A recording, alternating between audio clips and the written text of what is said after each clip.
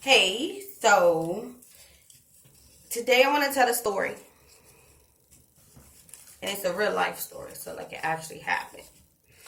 Um, Everybody knows that my personality, I'm like an open book, so it's not much that I hold back from people. It's like I don't know.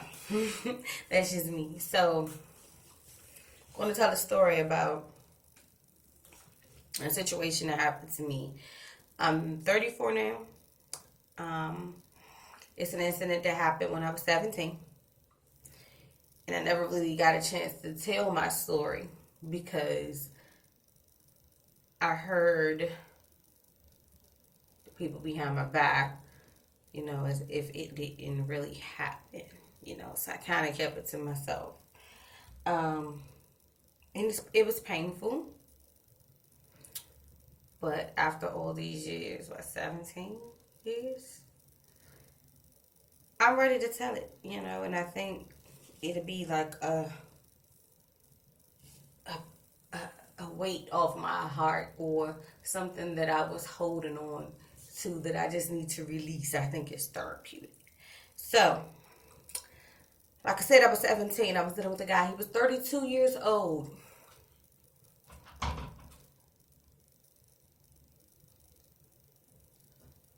And yes, 32 was old for a 17-year-old. And in my 17-year-old frame of my mind, that made me feel like I was grown. It made me feel like, you know, this guy loves me. This male attention that I was longing for, was being accepted. He took me, like we went. He would go up to the school and bring me something to eat. Not like my boyfriend outside, he bringing me something to eat, thinking I'm grown. In retrospect, you don't realize how stupid you are. He would bring me around his friends. I've been to his house, and we were intimate before. And one day, he asked me to rap with him. And I just left out the house. I didn't tell anybody where I was going. I just left. And he went to a liquor store and he bought beers. It's like a 6-pack of beers. So he went on to say, I want you to go with me over my friend's house, which isn't uncommon. I met his friends before. So go over his friend's house, and immediately there was like this aura in there that kind of made me nervous. And the two of them just stood and had like a mental conversation with each other, And the guy, he sent me to the room. He said, just go in the room and watch a little bit of TV. And I'm like, okay, I figured they had something they needed to talk about that didn't involve me. I went into the room. And I remember like it was yesterday, like I had on these gray slacks that I wore to school that earlier. I had on a gray and white tight fitted shirt and some black Jonah Davids. And on the TV was Chris Rock's stand-up comedy thing. And I was cracking up. It was hilarious. So then enters both the men while I'm sitting on the bed. They each sit, on the side of me. And they just started looking at me. My focus was like on the TV. I'm like, no, I'm draining you guys out because this is what, I'm not here for that. They started complimenting me. You're beautiful. Look at her hair. Look at her breasts. Look at her skin. It's so smooth. And, it made me feel even more uncomfortable. The guy that I knew, he started taking off my shoes. So, I already knew what was going on.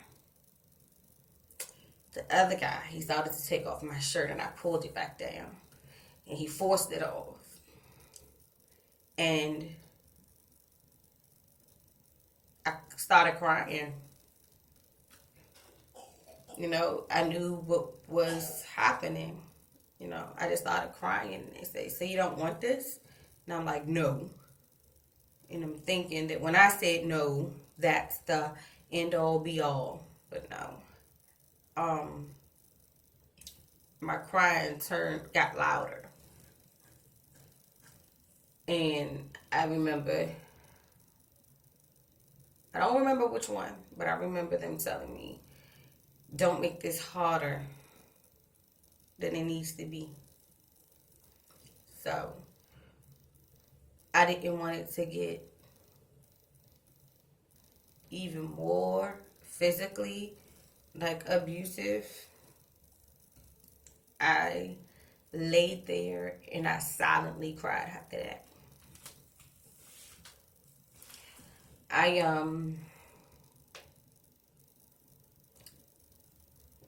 They took turns on me.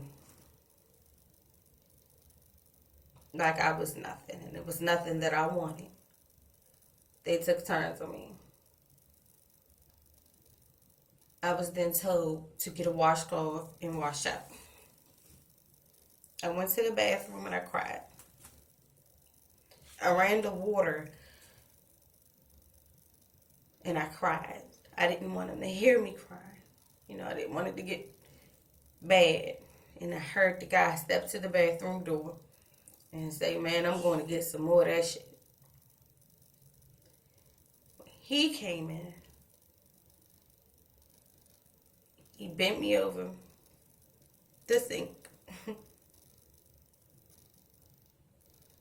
Like my face was on the metal part of the sink.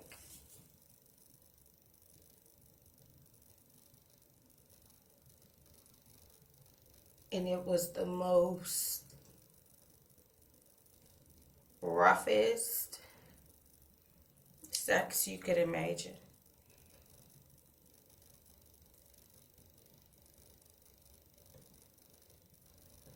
Like it hurt. It hurt bad. Like it hurt to the point that I eventually became numb. And I screamed. It hurt. I screamed loud. And the other guy, he kept knocking on the door. He was banging. He was like, let her go. But he would not stop. And he was like, that's enough. Let her go. Come on, man. We got to go. But he wouldn't stop. I started screaming and hollering.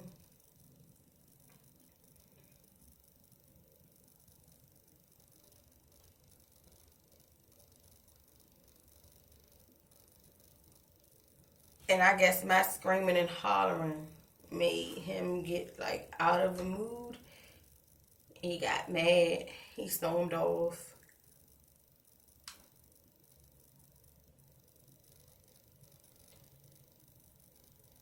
He drove me home, the both of them. And when I got out the car, the guy says to me, hey, I'm going to go take you shopping in the morning.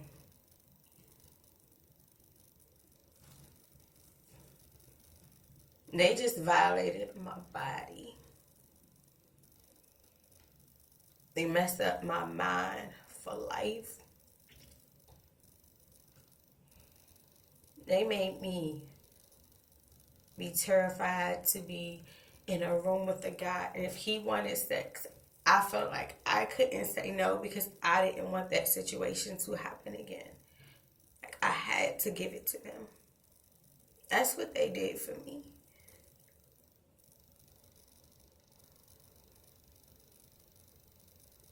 And the most he can say is, I'm going to take you shopping. And clothes would somehow fix what they did. I blame myself because I knew better. I knew better. I had no business going there. I tried hurting myself afterwards. I couldn't deal with it. I was in a state of depression. The I was eventually admitted into a psychiatric institution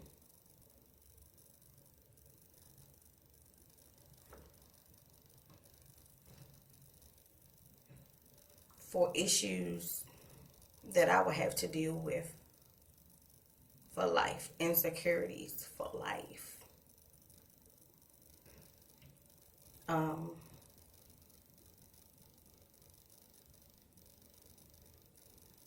It was something that I wanted to bury, something that I want to put in the back of my mind. So when detectives and things came around, I remember pointing them out on pictures that they had in a lineup.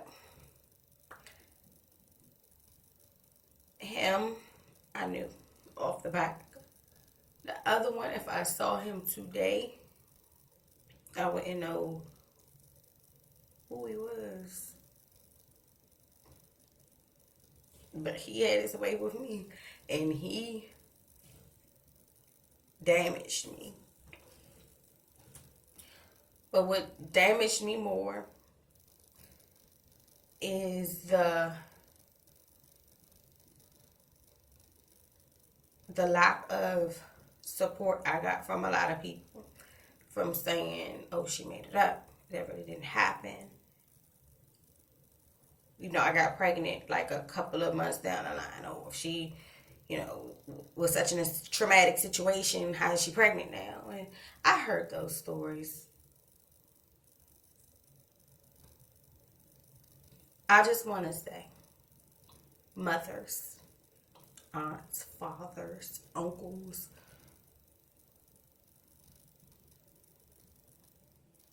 don't take it lightly if something like that has happened to yours. Don't assume that it didn't happen, because it made me a promiscuous person.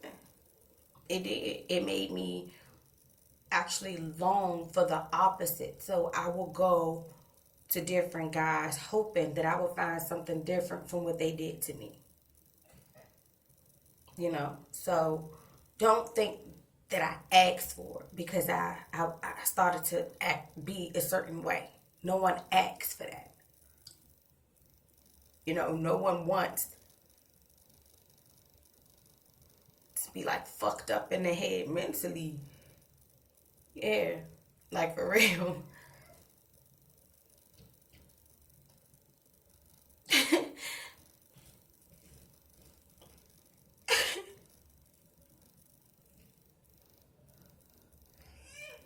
Nobody wants to have that type of pain that they have to bury for 17 years and not be able to talk about it to anyone. I'm glad I can talk about it today, and I don't know what made me do it, but I did.